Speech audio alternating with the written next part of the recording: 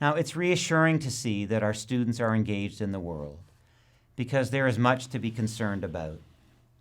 We are experiencing a period of reactionary populism in many parts of the world, with increasing calls to construct barriers and to dismantle institutions which have been built to advance human solidarity.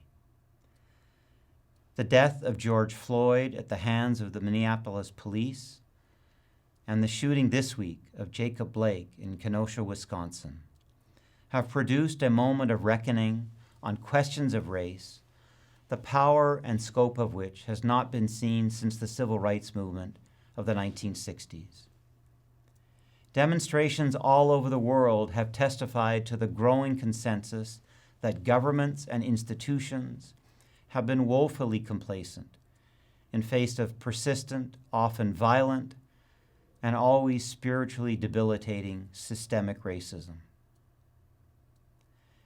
This racism is also present in Canada and in its institutions. To imagine that we might be immune to it would be to participate in the very complacency that the Black Lives Matter movement and its partners in the push for equity, diversity, and inclusion have now convinced us is intolerable. In the past few weeks, I've had conversations and communications with students, alumni, faculty, and members of our community who have stated frankly that bishops must do better. The message has been difficult to hear, but they are right. Bishops is far from reflecting the diversity of Canada in its students, staff, faculty, administrators, and governors. There are undoubtedly barriers to inclusion and opportunity at this university that must be removed. And while I am confident that there is a genuine interest in listening to and learning from the Black, Indigenous, and persons of color in our community, in listening to and learning from the voices of our LGBTQ IA2S+ students and colleagues, in listening to and learning from all equity-seeking groups, many of us need to be educated as to how to be allies in their pursuit of justice. If the steps taken to foster such an education are to be effective, they must be woven into the enduring structures of our collegial governance. With that in mind, we have created a joint board and Senate task force on equity, diversity, and inclusion. It is the first joint board and Senate task force to be formed during my tenure as principal. The task force mandate will be to make recommendations for actions in several areas, including the curriculum, hiring, promotion, retention, training, and governance.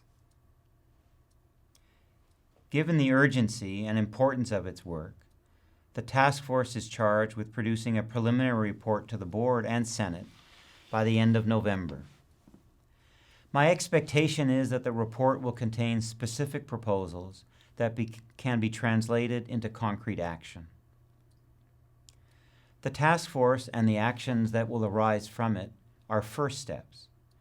However, we have a long way to go if we are going to be the truly inclusive and diverse institution we aspire to be.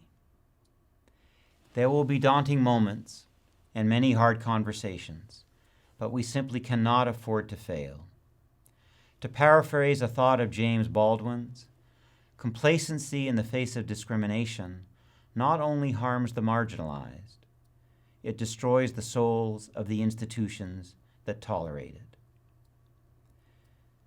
Whether it is racism, discrimination, inequality, social justice, or climate change, the challenges facing you are daunting.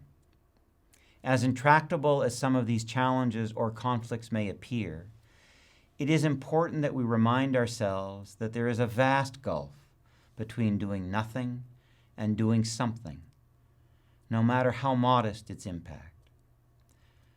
So we are counting on the class of 2020 not to be passive bystanders, never to be silent or indifferent in the face of racism, discrimination, injustice, inequality, intimidation, or environmental degradation.